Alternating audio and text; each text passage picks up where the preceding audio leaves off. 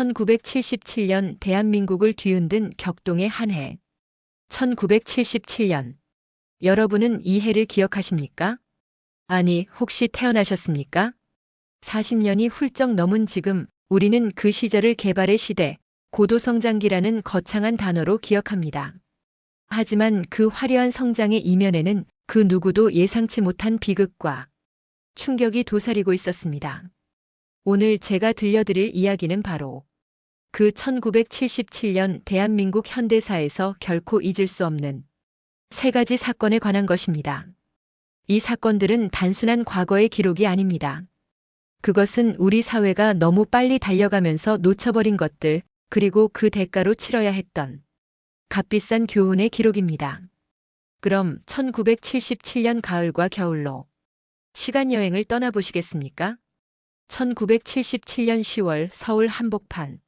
명동 거리는 여느 때와 다름없이 사람들로 북적였습니다. 당시 명동은 지금보다 더 화려하고 번화한 곳이었습니다. 최신 유행을 선도하는 패션의 거리, 젊은이들의 데이트 코스, 그리고 대한민국 경제 성장을 상징하는 곳이었죠. 그런데 그날 이 평화로운 거리에 상상도 못할 손님이 찾아왔습니다. 바로 몸무게가 100kg이 넘는 거대한 멧돼지였습니다.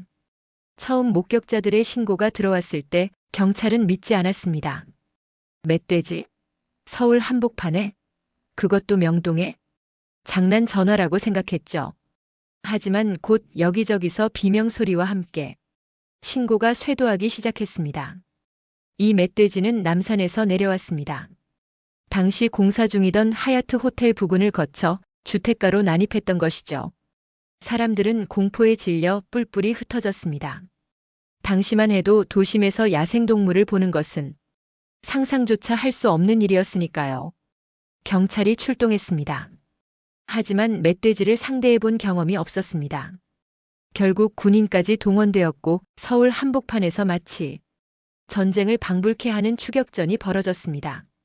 몇 시간에 걸친 추격 끝에 멧돼지는 결국 사살되었습니다. 이 사건은 단순히 멧돼지 한 마리가 도심에 나타난 해프닝으로 끝나지 않았습니다. 이것은 우리 사회가 너무 빨리, 너무 무분별하게 발전하면서 자연을 파괴하고 있다는 경고였습니다. 1970년대 대한민국은 경이로운 속도로 성장하고 있었습니다. 서울은 하루가 다르게 변했고 건물이 올라갔으며 도로가 뚫렸습니다. 하지만 그 과정에서 우리는 자연을 밀어냈습니다. 남산의 숲은 점점 좁아졌고 야생동물들의 서식지는 사라졌습니다. 그 멧돼지는 아마도 살 곳을 잃고 배가 고팠을 것입니다. 그래서 불빛이 환한 인간의 세상으로 내려왔을 것입니다. 지금 생각해보면 현재 우리는 멧돼지 출몰 소식을 뉴스에서 종종 접합니다. 경기도 일대는 물론이고 서울 외곽에서도 멧돼지가 나타난다는 소식이 들립니다. 어쩌면 우리는 그때의 교훈을 제대로 배우지 못한 것은 아닐까요? 같은 해 가을 대한민국 교육계는 또 다른 충격에 휩싸였습니다. 바로 대입 예비고사 정답 유출 사건이었습니다. 1977년 당시 대학 입시는 지금보다 훨씬 더 치열했습니다. 아니, 어쩌면 절박했다는 표현이 더 맞을지도 모르겠습니다. 가난에서 벗어날 수 있는 거의 유일한 통로가 대학 진학이었으니까요. 개천에서 용난다는 말이 아직 희망으로 남아있던 시절이었습니다. 부모님들은 자식을 대학만 보내면 된다고 생각했고 학생들은 아침부터 밤까지 오로지 공부만 했습니다. 예비고사는 국가가 주관하는 시험이었습니다. 공정하고 신성해야 했습니다. 그것은 단순한 시험이 아니라 개인의 인생을, 가족의 운명을 결정하는 것이었으니까요. 그런데 그 신성한 시험의 문제지와 정답이 미리 유출되었다는 사실이 밝혀졌습니다. 인쇄소 직원을 통해서였습니다. 돈을 받고 아니면 청탁을 받고 누군가에게 시험지를 미리 건넸던 것입니다. 이 소식이 알려지자 온 나라가 발칵 뒤집혔습니다. 그럼 우리 아이는? 정직하게 공부한 우리 아이는? 수많은 부모들의 절규가 터져나왔습니다. 밤을 새워가며 공부한 학생들의 눈물이 쏟아졌습니다. 관련자들은 구속되었습니다. 하지만 그것으로 끝이 아니었습니다. 진짜 문제는 무너진 신뢰였습니다. 국가가 주관하는 시험도 믿을 수 없다면 우리가 뭘 믿고 살아야 하는가? 이것이 당시 국민들이 느낀 배신감이었습니다. 이 사건은 우리 사회의 깊은 병폐를 드러냈습니다. 경쟁이 너무 치열하다 보니 수단과 방법을 가리지 않게 되었습니다. 공정함보다는 결과가 중요했고 정의보다는 연줄과 돈이 힘을 발휘하기 시작했습니다. 안타깝게도 이러한 문제는 현재에도 완전히 해결되지 않았습니다. 입시 부정, 편법, 특혜. 우리는 여전히 비슷한 뉴스를 접합니다. 1977년의 그 사건은 단순한 과거가 아닙니다. 그것은 우리가 아직도 풀지 못한 숙제입니다. 그리고 1977년 11월 11일. 이날은 대한민국 현대사에서 가장 비극적인 날 중 하나로 기록되었습니다. 전라북도 이리역, 지금의 익산역입니다. 그날 밤 9시 15분경 한 화물열차가 이리역에 정차해 있었습니다. 이 열차에는 다이너마이트를 비롯한 고성능 폭발물 40톤이 실려 있었습니다. 당시 전국 곳곳에서 진행되던 개발 사업에 사용될 폭발물이었죠. 화물을 호송하던 호송원은 어두운 화물칸 안에서 짐을 확인하기 위해 촛불을 켰습니다.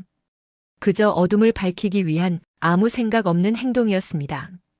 그런데 그 작은 촛불의 불꽃이 폭발물로 옮겨 붙었습니다. 순간 세상이 끝나는 듯한 폭발이 일어났습니다. 하늘을 찌를 듯한 섬광과 함께 엄청난 굉음이 울려 퍼졌습니다. 이리역은 순식간에 증발해버렸습니다.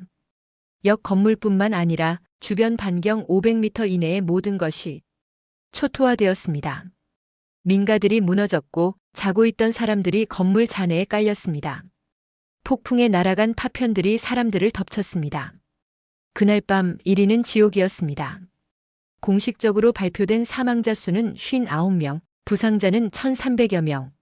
하지만 많은 사람들이 실제 피해자가 훨씬 더 많았을 것이라고 말합니다.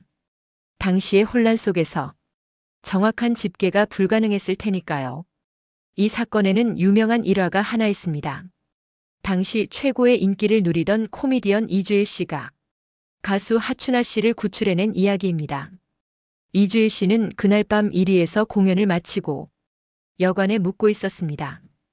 폭발이 일어나자 건물이 무너지기 시작했고 그는 간신히 탈출했습니다. 그런데 근처에서 여성의 비명소리가 들렸습니다. 하춘아 씨였습니다. 무너진 건물 잔해에 깔려 있었죠. 이주일 씨는 위험을 무릅쓰고 그녀를 구해냈습니다. 이 일화는 그날 밤의 공포가 얼마나 컸는지 그리고 그 속에서도 사람들이 서로를 구하기 위해 얼마나 필사적이었는지를 보여줍니다. 하지만 정작 중요한 것은 다른 데 있습니다. 이 사고는 왜 일어났을까요? 폭발물을 실은 화물열차를 왜 사람들이 사는 도심 한복판의 역에 세워뒀을까요? 왜 호송원은 폭발물 옆에서 촛불을 켰을까요? 왜 아무도 이것이 위험하다는 것을 몰랐을까요? 답은 간단합니다. 안전보다 속도가 우선이었기 때문입니다. 1970년대 대한민국은 빨리빨리 문화가 지배했습니다. 경제 개발, 도시 건설, 수출 증대, 모든 것이 속도전이었습니다. 안전수칙, 매뉴얼, 교육, 이런 것들은 성장을 방해하는 귀찮은 것으로 여겨졌습니다. 조심하면 얼마나 조심하겠어. 그냥 빨리 끝내자. 이것이 당시의 분위기였습니다. 그 대가는 참혹했습니다. 59명의 목숨, 1,300명의 부상자, 수백 가구의 파괴된 가정, 평생 지워지지 않을 트라우마. 이리역 폭발 사고는 단순한 사고가 아니었습니다. 그것은 인재였습니다. 예방할 수 있었던 비극이었습니다. 여기까지가 1977년에 일어난 세 가지 큰 사건입니다. 하지만 1977년의 전체 모습을 이해하려면 우리는 조금 더 넓은 시야로 그 시대를 바라봐야 합니다. 1977년은 모순의 해였습니다. 한편으로는 경제적 쾌거가 있었습니다. 대한민국은 그의 수출 100억 달러를 달성했습니다. 1960년대만 해도 상상조차 할 수 없던 숫자였습니다. 한강의 기적이라는 말이 괜히 나온 것이 아니었죠. 또한 그해 7월 1일 부가가치세가 도입되었습니다. 지금 우리가 물건을 살 때마다 내는 그 10%의 세금 바로 그것입니다. 당시에는 생소한 제도였지만 이것은 우리나라가 선진 경제 시스템을 갖춰가고 있다는 증거였습니다. 거리에는 새 건물이 올라갔고 공장에서는 연기가 피어올랐으며 항구에는 수출품을 실은 배들이 떠났습니다. 표면적으로 보면 1977년은 희망의 해였습니다. 하지만 그 이면은 달랐습니다. 너무 빨리 달려가느라 우리는 많은 것을 놓쳤습니다. 1977년의 대한민국은 마치 전속력으로 달리는 기차 같았습니다. 목적지를 향해 쉬지 않고 달렸습니다. 하지만 브레이크가 제대로 작동하는지, 레일이 안전한지, 승객들이 괜찮은지는 확인하지 않았습니다. 그리고 그 결과는 우리가 본 것과 같습니다. 오늘날 우리는 1977년과는 비교할 수 없을 정도로 풍요로운 나라에 살고 있습니다. 경제 규모는 세계 10위권입니다. 기술은 선진국 수준이며 문화는 전 세계로 퍼져나가고 있습니다. 그렇다면 우리는 1977년의 교훈을 잘 배웠을까요? 부분적으로는 그렇습니다. 안전 규정은 훨씬 강화되었고 위험물 관리도 엄격해졌습니다.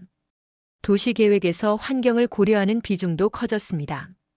하지만 솔직히 말하면 우리는 여전히 비슷한 실수를 반복하고 있습니다. 대형 참사는 계속 일어났습니다. 성수대교 붕괴, 삼풍백화점 붕괴, 대구 지하철 가스 폭발 사건, 세월호 참사. 시대는 바뀌었지만 안전보다 이익을, 생명보다 편의를 우선시하는 태도는 크게 달라지지 않았습니다. 입시 부정도 여전합니다. 형태만 바뀌었을 뿐 공정성을 해치는 일들은 계속 일어나고 있습니다. 야생동물과의 갈등도 여전합니다. 왜 그럴까요? 아마도 우리는 사건의 표면만 보고 근본 원인은 제대로 보지 않았기 때문일 것입니다. 이리역 폭발 사고가 일어났을 때 우리는 호송원을 처벌하고 안전수칙을 만들고 그걸로 끝이라고 생각했습니다. 하지만 정작 중요한 것은 왜 그런 문화가 만들어졌는가를 돌아보는 것이었습니다. 예비고사 부정 사건이 일어났을 때도 마찬가지였습니다. 범인을 잡고 제도를 바꾸면 된다고 생각했습니다. 하지만 정작 필요한 것은 왜 사람들이 부정을 저지를 수밖에 없다고 느끼는가를 고민하는 것이었습니다. 1977년. 그 해는 대한민국이 성장하고 있었지만 동시에 많은 것을 잃어가고 있었던 해였습니다. 오늘 우리가 살펴본 세 가지 사건. 명동의 멧돼지, 예비고사 부정, 이리역 폭발, 이것들은 단순히 옛날 이야기가 아닙니다. 그것은 우리에게 던지는 질문입니다. 우리는 정말 발전하고 있는가? 우리는 속도만 중요한가? 아니면 방향도 중요한가? 우리는 무엇을 위해 달리고 있는가? 1977년의 사람들은 더 나은 미래를 꿈꾸며 열심히 살았습니다. 그들의 노력 덕분에 우리가 지금 이렇게 살 수 있습니다. 그것은 정말 감사한 일입니다.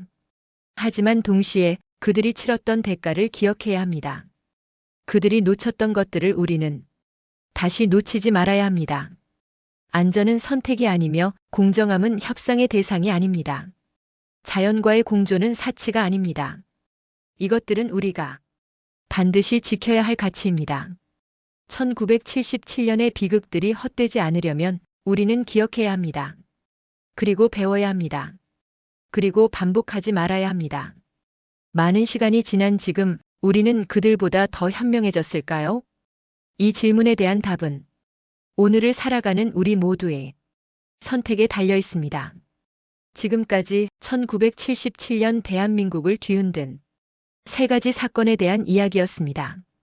유익한 정보였다면 구독과 좋아요 부탁드립니다. 감사합니다.